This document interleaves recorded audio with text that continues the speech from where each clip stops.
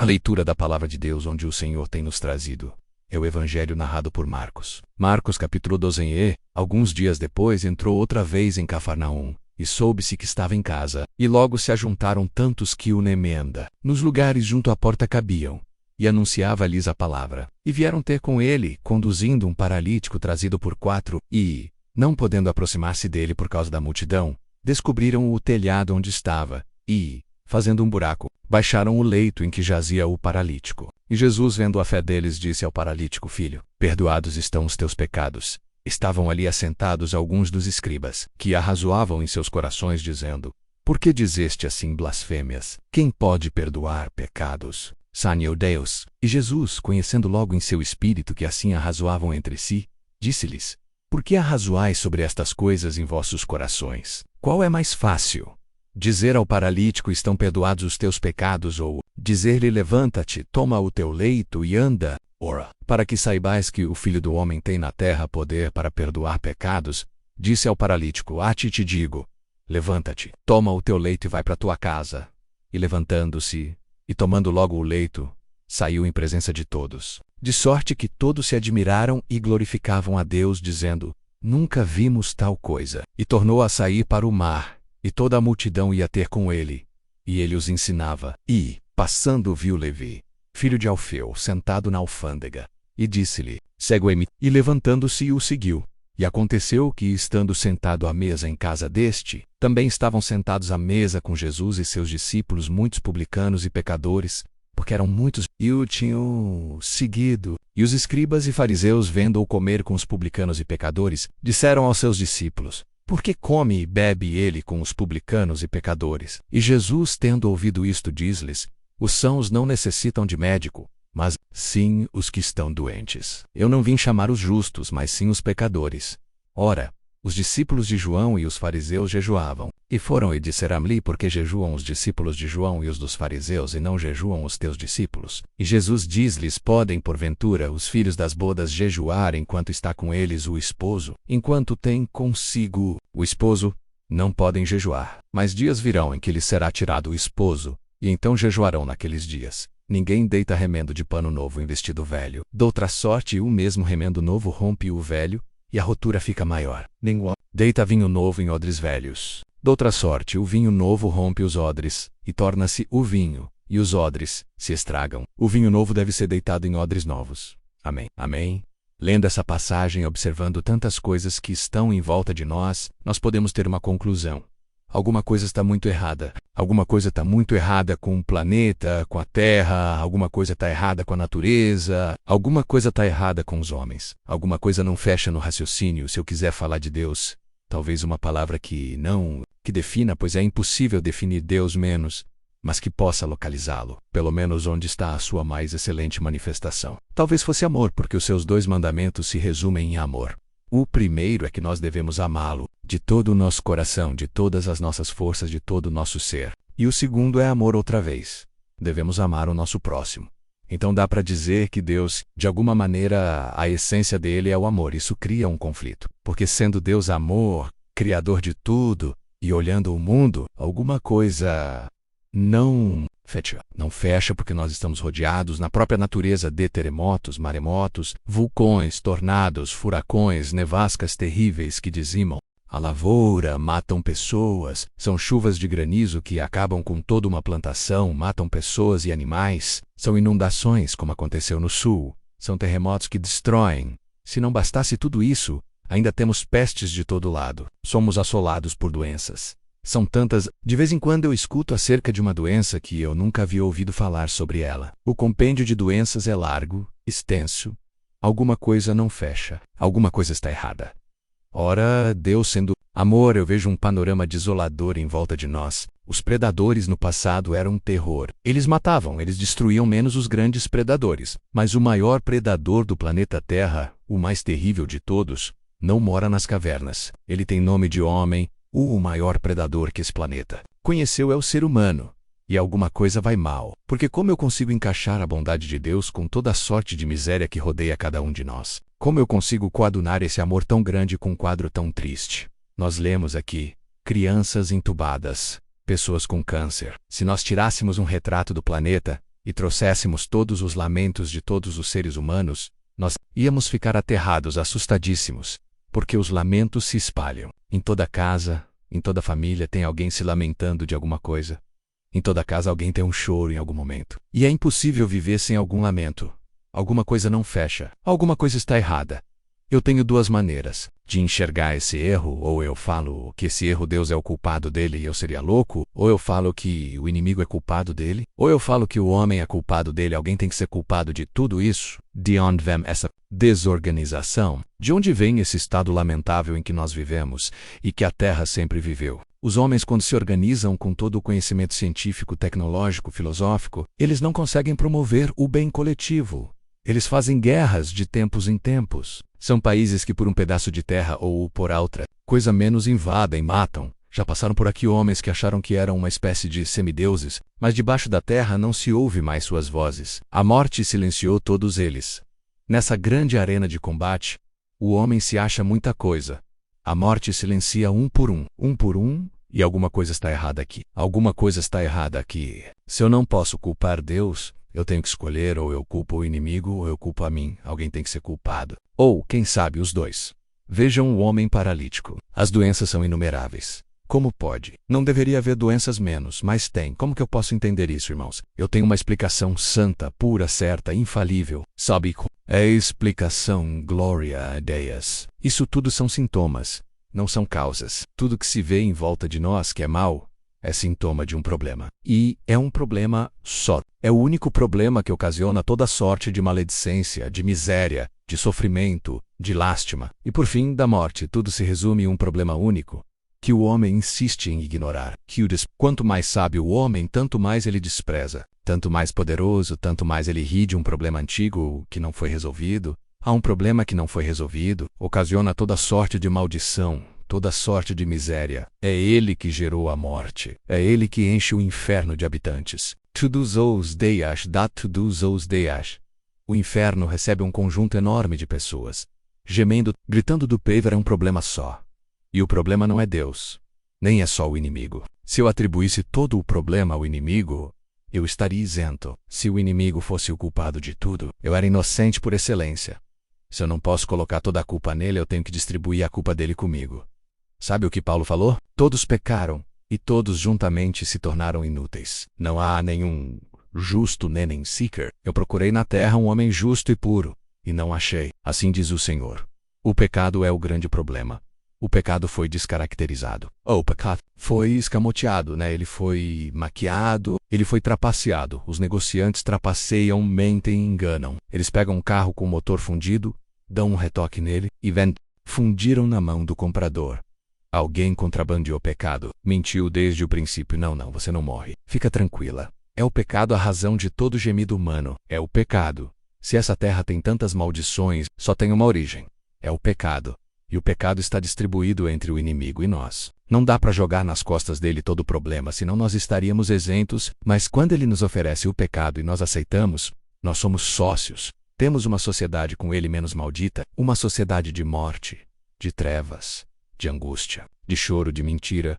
Quem participa do pecado tem sociedade com Satanás. É pesado ouvir isso? Aí, glórias ao Senhor. Quem participa da santidade tem sociedade com Cristo. Cada um tem que saber para onde está colocando o seu investimento, onde ele está fazendo seus investimentos.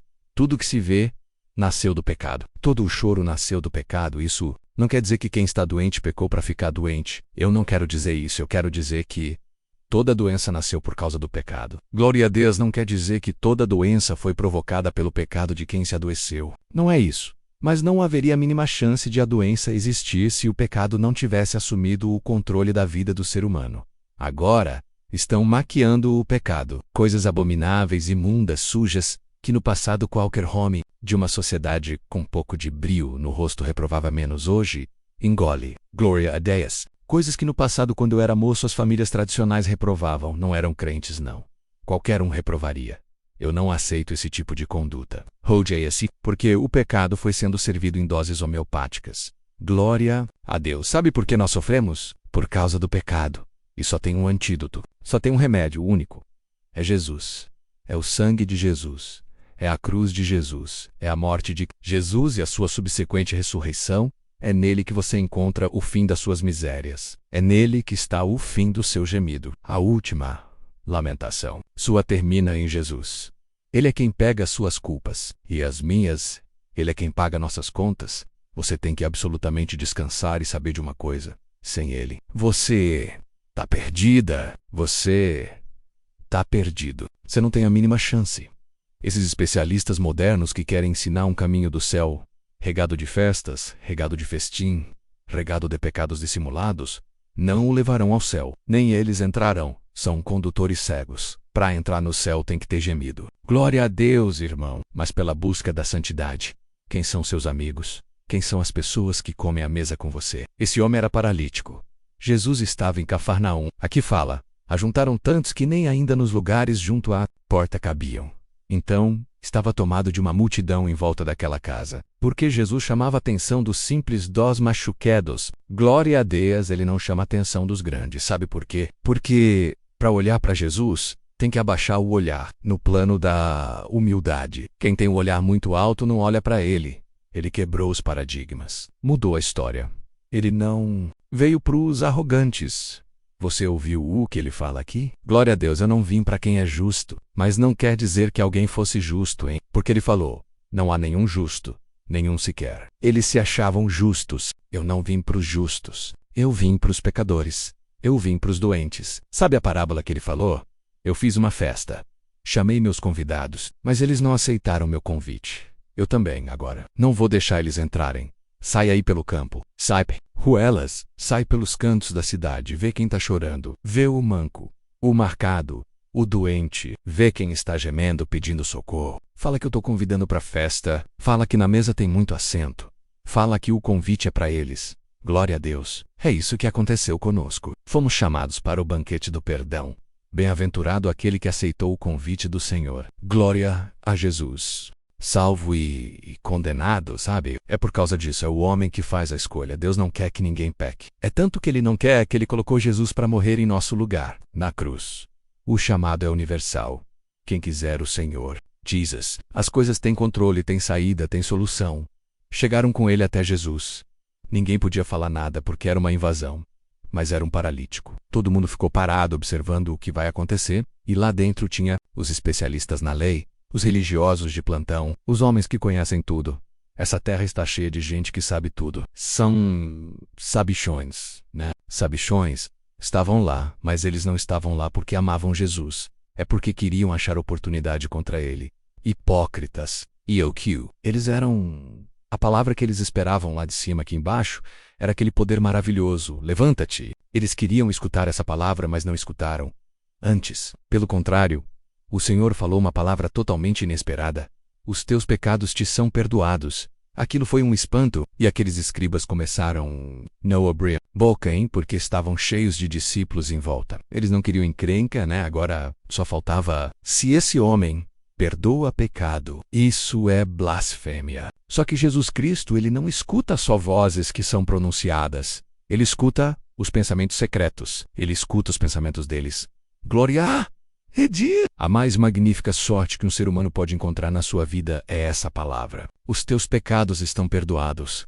Glória a Deus. Nada é maior do que isso, irmãos. Isso equivale a quitar uma dívida impagável. E ainda mais, equivale a ter uma amizade com Deus para sempre. É sobrenatural, é maravilhoso demais. Glórias a Jesus. Irmãos, na comunhão dessa palavra, tem uma palavra para alguém aqui dentro. E alguém aí fora, os teus pecados mais uma vez te são perdoados, no nome do Senhor Jesus. Que coisa maravilhosa. Que coisa maravilhosa. Esse é o perdão de Jesus, que enche as trevas de medo. Quando os agentes da treva pensam que venceram, vem Jesus e perdoa. E tudo tem que mudar. O perdão você alcança hoje, mais uma vez, na pregação dessa palavra. Receba o perdão de Jesus. Jesus, mais uma vez, te perdoa. Vida nova, sigamos avante, diz o Senhor. Eu sinto o Espírito de Deus pulsar no meu coração. Recebe essa palavra e fala para si mesmo: eu não tenho dívida mais com as trevas. Jesus quitou minha dívida hoje outra vez. Glória a Jesus. A palavra, homem, mulher aqui e aí fora, receba o poder dessa palavra. As trevas não têm parte contigo. A sua sociedade é com Jesus. A sociedade com o pecado acabou. Quem tem sociedade com o pecado tem sociedade com o inimigo. Quem tem sociedade com a santidade tem sociedade com Cristo. Vamos afinar nossa sociedade com Jesus Cristo hoje aqui. Afinar nossa comunhão com Ele. Os teus pecados estão perdoados. Asaias falava: se o seu pecado for vermelho como o carmim, eu o faço ficar branco igual a neve. Se ele for vermelho, vermelho ou roxo, qualquer que ele seja, eu o faço ficar branco igual a pura neve. Só Ele pode fazer isso. Não tem nenhum anjo no céu que pode perdoar pecado. Nem o maior querubim do céu pode perdoar o pecado de um simples homem. Não pode, nem toda a estrutura celestial pode perdoar o pecado de um ser humano. O único que pode perdoar pecado é Jesus, o nosso Senhor. O homem alcançou tudo o que ele precisava, mas os murmuradores estavam ali assentados. Alguns dos escribas arrazoavam em seus corações: por que diz este assim blasfêmias? Quem pode perdoar pecado senão Deus? E Jesus, conhecendo logo em seu espírito que assim arrazoavam entre si, fez uma pergunta para eles. Eles não entenderam a extensão dessa pergunta. Essa pergunta é muito profunda para a hipócrita entender. É muito profunda para um doutor de plantão entender, mas você pode entender essa pergunta. Senhores, o que é mais fácil fazer? Perdoar o pecado desse homem? Ou ele ficar bom? Olha, para mandar ficar bom, alguns profetas eu já dei essa autoridade para fazer isso. É isso que ele estava dizendo. Elias, Eliseu, até os ossos de Eliseu ressuscitaram morto. Certo soldado morreu, caiu no túmulo de Eliseu, tinha osso, bateu no osso e levantou ressuscitado. Então esse poder de curar, a sombra de Pedro curava, o lenço de Paulo expulsava demônio. Vocês estão entendendo o que ele está falando? O que vocês estão achando mais difícil? Vocês estão achando difícil eu perdoar pecado agora? Vocês acham que é mais difícil fazer ele andar? Muitos ministros meus do passado fizeram isso, agora perdoar pecado. E para vocês, queridos, vocês já leram na Bíblia aonde alguém perdoa pecado do outro? Ninguém, nunca, jamais, perdoou o pecado. O pecado é imperdoável, senão por Jesus. Olha, não para aqueles escribas, mas para que vocês saibam que eu tenho o poder de perdoar pecado. Glória a Deus. Vou fazer uma coisa muito simples. Homem que está numa cama, irmãos, não consegue mais andar. Tem que fazer fisioterapia. Os músculos ficam todos atrofiados, a pessoa não fica nem de pé, fica sonza. Olha o que ele falou com ele: levanta-te, toma a tua cama e vai embora. Vai você e o cativeiro seu, nas suas costas, para todo mundo ver você, com a cama nas costas, perguntar: o que aconteceu? Tem um homem chamado Jesus. A Deus pagou minha conta, me fez ficar bom. E eu estou levando agora aquilo que me carregava. Eu carrego agora. A autoridade dele é plena, total. É muito maravilhoso, né, irmãos? Palavra e escutar outra, escutar melhor. Sem perceber, ele encontrou. Olha a simplicidade. Ele viu Levi, que é Mateus, filho de Alfeu, sentado na alfândega, e disse: segue-me. Já viu alguém formar discípulo assim? Segue-me. Pedro, larga sua rede, vem comigo. Vou fazer você virar pescador de homens, segue-me. Hoje tem um convite para alguém que escuta esse culto aqui, e longe, segue-me. Você que escuta essa palavra, segue-me, te diz o Senhor. Siga Jesus Cristo a partir de hoje. É a coisa mais maravilhosa que existe. Segue-me. Ficou um seguidor bom. Escreveu um evangelho. Mas esse tinha um problema com ele. Ele era simples demais. Eles tinham um problema com ele porque se misturava demais. Tinha um problema com ele porque ele não era político. Ele não fazia política. Ele não agradava os poderosos. Ele não bajulava os influentes. Não é o verdadeiro homem como é você é bajulador. Ou é um homem íntegro. Bem-aventurados são os íntegros, que não estão aqui para bajular ninguém, mas para fazer a verdade de Cristo prevalecer. Deus nunca gostou de bajulador, de adulador. Ele gosta de homens e mulheres íntegras, limpos de mão e puros de coração.